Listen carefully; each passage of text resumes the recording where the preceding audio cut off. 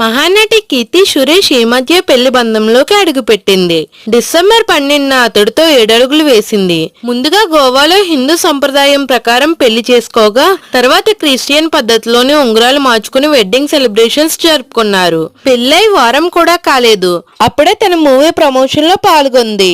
అంతేకాదు మెళ్ళో పసుపు తాడుతోనే ఈ వేడుకల్లో పాల్గొనడం విశేషం. కీర్తి సురేష్ ప్రధాన పాత్రలో నటించిన లేటెస్ట్ మూవీ బేబీ జాన్.